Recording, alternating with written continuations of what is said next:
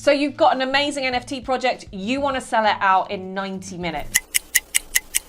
Okay, it can be done. Of course it can, because it has been done. And are you too late to it? I don't think so. I think there's still a big opportunity for big projects to make a big splash. But you've got to learn how to do it right. It's not about suddenly dropping a project and that suddenly selling out like that. It's not going to happen, right? So let's take you guys back to basics. Let's get you the key learnings that you need to know to make your project as successful as it can be. I can't guarantee that your project is going to sell out in 90 minutes. What I can do is I can show you all the steps that have been taken from a project that did.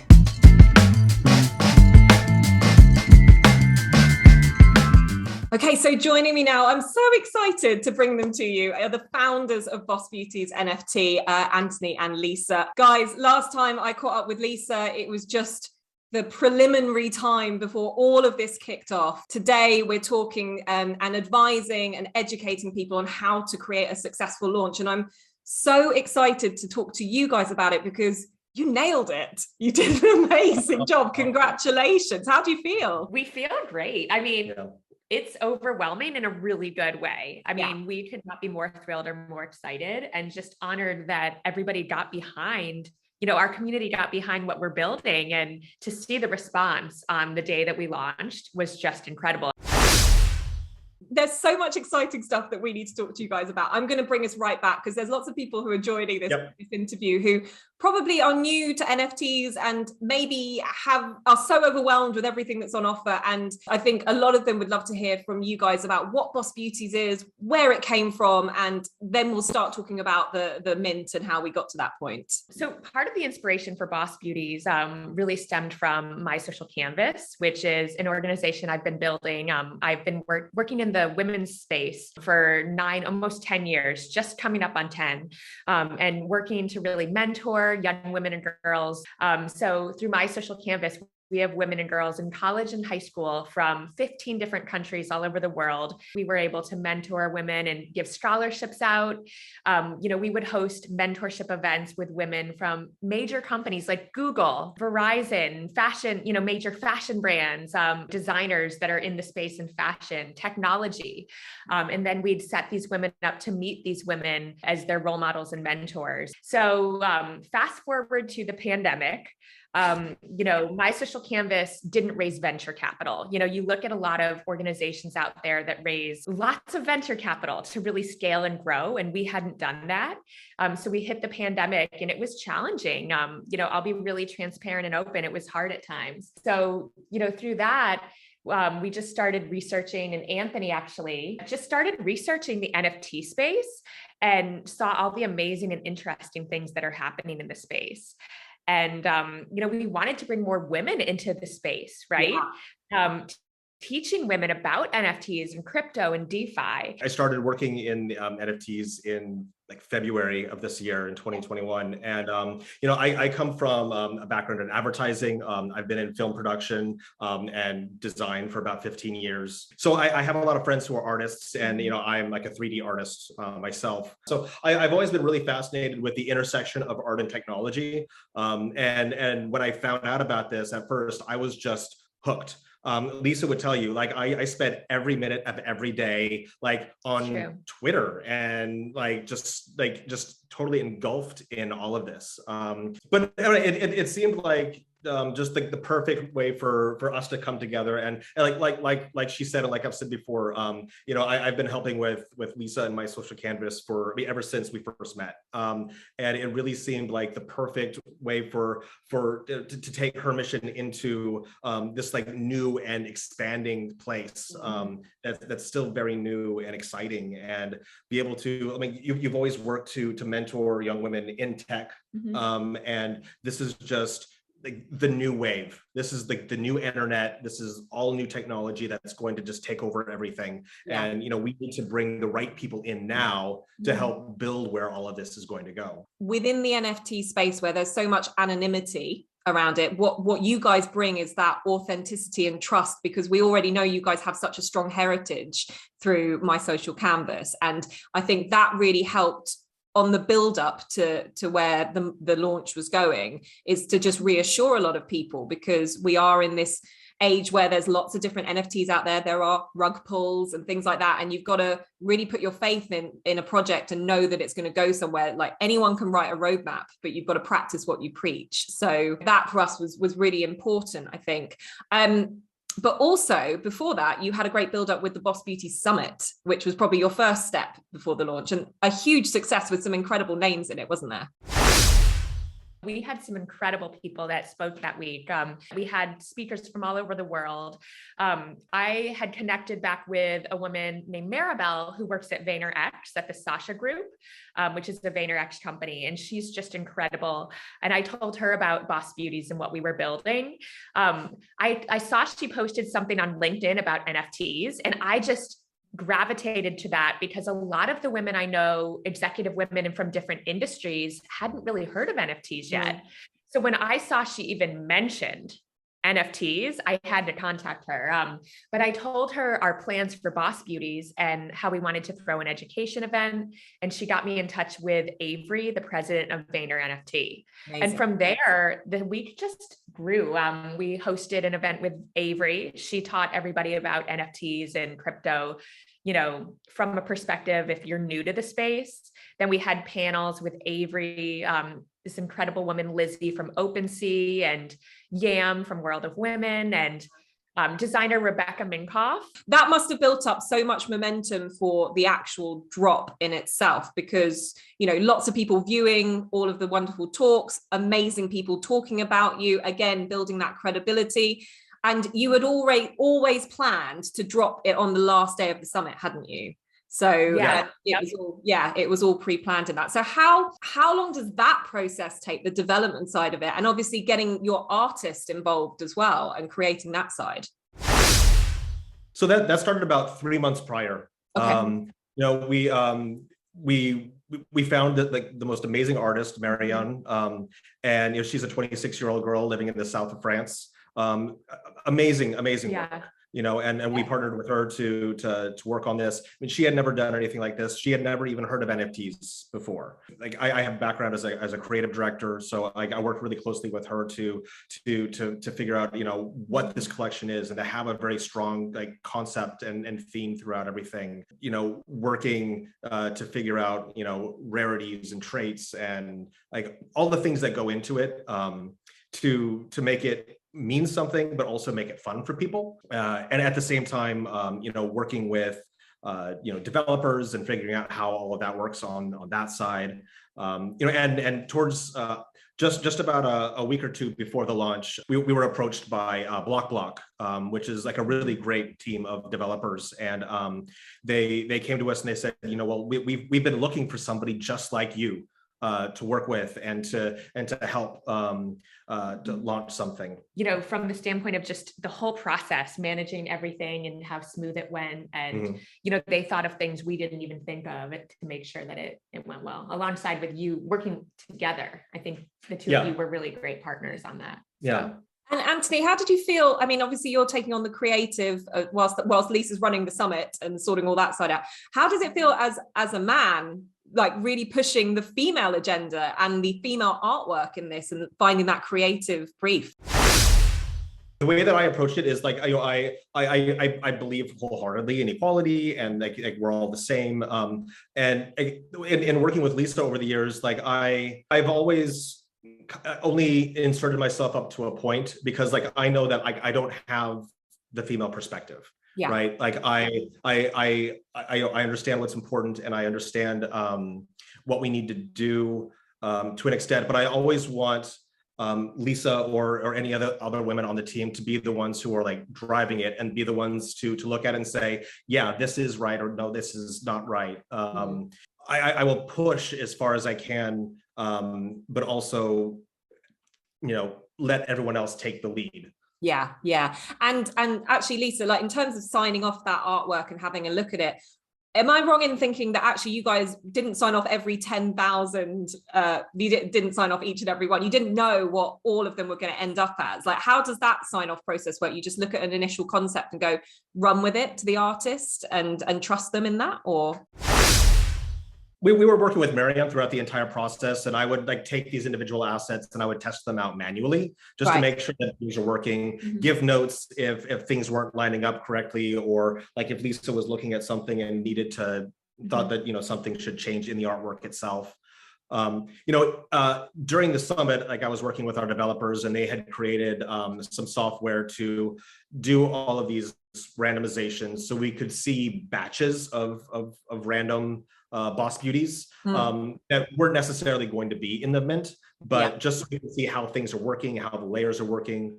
We were able to adjust certain things along the process. And, you know, we had to do some certain things within the programming to make sure that, like, for example, you know, we wanted to be really respectful of people who like wear hijabs. So we had to program in that none of those would go onto short sleeve shirts, for example.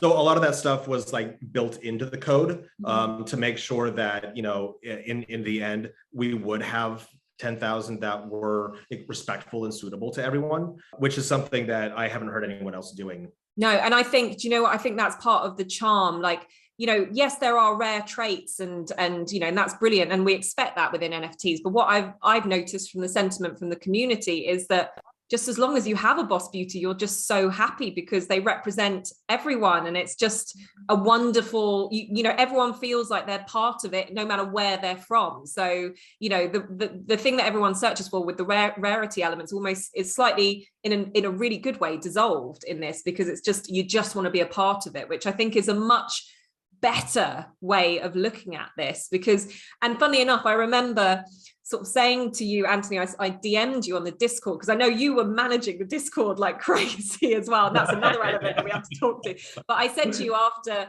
the initial mint, I said, wow, the floor's risen exponentially already and we haven't even revealed them. And you were like, we're not worried about the floor. We don't want to focus on the floor. This is a mission. This is a long-term thing. It was so refreshing to hear that. And sometimes you do speak to founders and they kind of go, yeah, it's exciting, isn't it? And you kind of go, oh, all right, what's the game plan here? So stuff like that was just really reassuring for, you know, lots of people that I know were contacting you at the time. And you guys were so present throughout this, which has always made me think, gosh, how have you got the time to do any of this?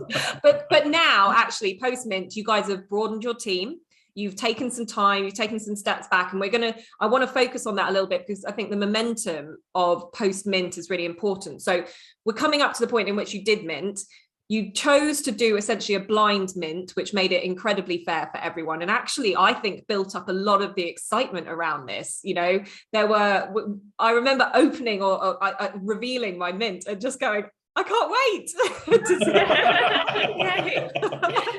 It was crazy. And that is a really fair way of doing it, isn't it? Because that evades like bots just buying up all the rare ones, and it kind of turns the sentiment on its head for, you know, what this is all about if it all suddenly became about the rarity. So was that a very conscious choice and part of your pre-planning? And would you actually say that that should be the way that people do that in the future? You know, I think that, you know, having these like blind like reveals is really fun for people. I mean, there's a sort of like anticipation, like when you want to open something up on Christmas morning, for example. But for us, it's never been about rarity. Like we built rarity into it, again, just for people to have fun with it. For those people who are looking to have fun with it in terms of rarity. It's been really interesting for me to watch because, like, you talked about floor earlier, and this, I've never noticed this happen with other collections, but it's people don't just buy up floor. People buy what they like, and people buy, you know, what means something to them. So that whatever that floor is completely irrelevant. Yeah. And another thing on rarity I want to add is that we made a note to our community that rarity doesn't put any value on what the Boss Beauty is in the real world, as far as the Boss Beauty's career or the Boss Beauty's traits or who the Boss Beauty is. You know, that we added that in just because the NFT drops add things like that in with rarity to add fun and make it exciting. But in the real world, none of that dictates the value of that Boss Beauty. Like we see all the Boss Beauties to be amazing and smart and talented and have incredible traits and things that they bring to the world. So let's bring it back to whether or not this was a real pinch me moment for you guys. The drop is happening. Did it even occur to you that it would go so fast the moment the public sale happened? It didn't. And then, you know what one of the turning points was? Art Chick tweeted about it. So I had been DMing Art Chick a little bit. And then as soon as Art Chick was like, I'm going to mint, and then she put out a tweet. And then I feel like I felt the momentum then. And I felt pretty confident. I'm like, okay, things are going to happen here, the energy really went up. Yeah. And I started to feel really emotional. I mean, at that point, it just went really fast from there. Once we crossed the 5,000 mark, like our developers reached out and they said, okay, now it reached 5,000, you're going to sell out. And we just looked at each other. We're like, wait, really? We don't really believe this, but really? Yeah.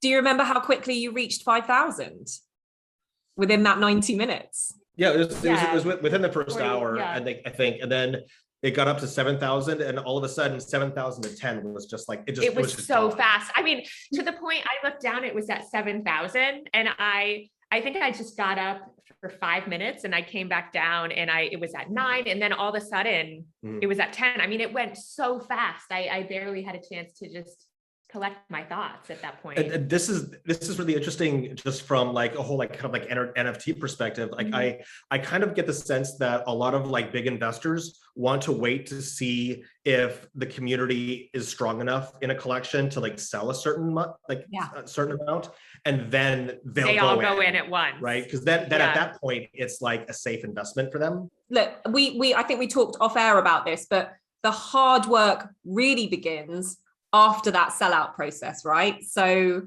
this is where you guys, I think what you did was actually manage the community really well in those first few days, because we were so pumped for it that everyone was like, what's next? Let's go, to the moon, yeah. It's amazing. And you very, very cleverly were like, guys, give us time. We need to regroup. We need to look at the team. We have amazing plans for you.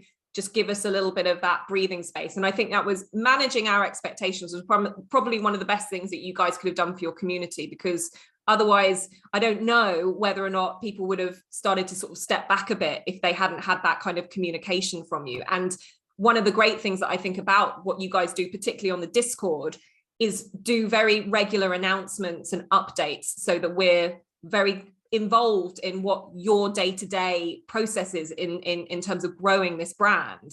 And also the clarity that you give that this isn't a project, this is a mission, right? So that keeps reaffirming us that it's a long-term vision for everyone that's involved. But obviously everyone was really excited about the New York Stock Exchange. So did that New York Stock Exchange opportunity solidify after the mint or before the mint, or where were we at with that? Right before the mint. So we had heard word from our contact at the stock exchange that it was moving forward. We had that, but we were waiting on the approval to announce it officially, with an official statement with the exact copy, that we had to use on it from a communications perspective. So on Friday, actually the last day of the summit, I received a phone call from our contact at the stock exchange, and he just said, I walked up to the office and got it approved. And he said, we're good.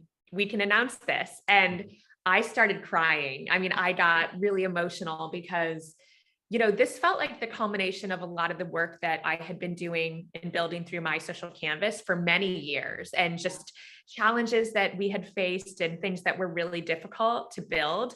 A lot of grit and resilience. And so on that day, when he mentioned that the stock exchange was official, I felt a lot of that emotion and just, broke down in tears, very happy and excited. Yeah. But yeah, so we got that news that Friday officially. We're building a legacy and a long-term strategy here. This is not a short-term thing. So to your point, that's why we want to keep everybody updated. I want to just quickly ask about expanding your team and finding the right people to do it, because you guys are the front people for this, but you can't do everything, right? So it seems like the next step that you had to do, and I think this is good advice for anyone that wants to create a successful NFT, is to think about where the momentum team come in. So what kind of roles have you created, and who's doing what now within Boss Beauties?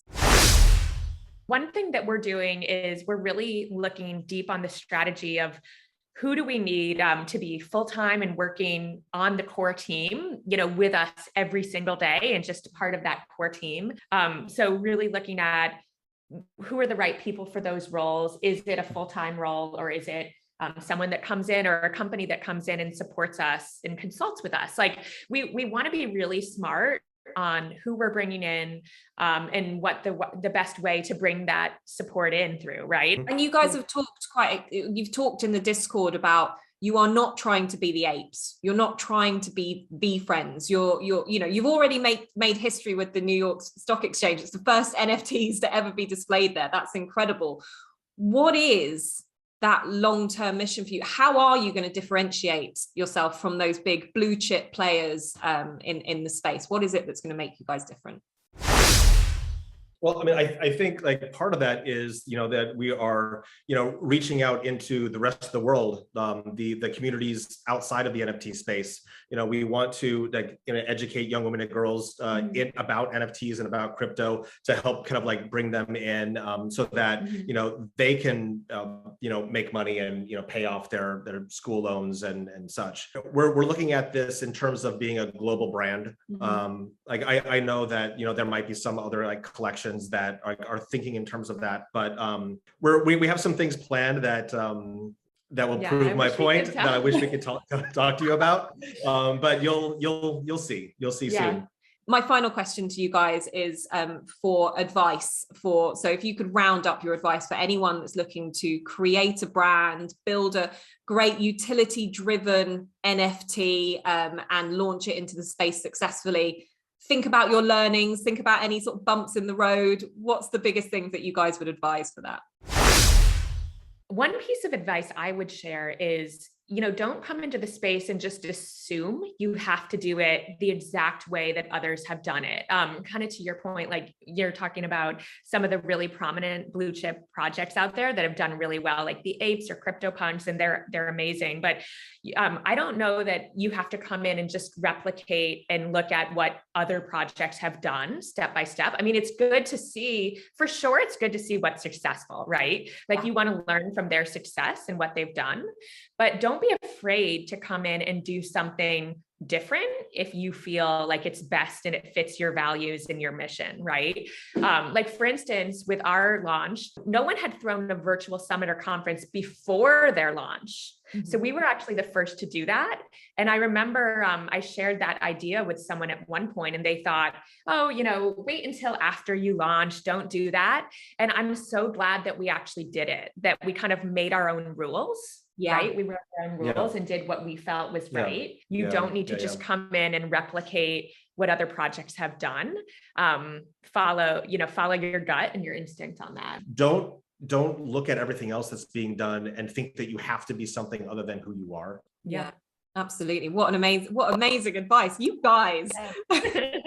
I wasn't joking when I said the dynamic duo. You guys really you work so well together. It has been an amazing success. It will continue to be an amazing success. And I know the community and everyone else that's going to be watching this video will wish you guys all the very best for this. So thank you so much for talking us through this today. I really appreciate it. Well, who doesn't love learning from an amazing team that has done an amazing thing in the NFT space? I know I do. It is incredible to hear exactly what went into the Boss Beauty's secret sauce and their formula to make this success happen. It is never going to be an easy job to sell out your project in 90 minutes. You can try it. Even they were surprised. But you know what? You can take some of those learnings from today, apply them to yours, and I wish you the very best of luck. I really hope you guys get the success that you deserve. And you know how you get that success? By keep learning and keep growing. If you need more help with your projects, check out these videos. They're gonna really help you in the NFT space too. But for now, thanks so much. I'll catch you soon.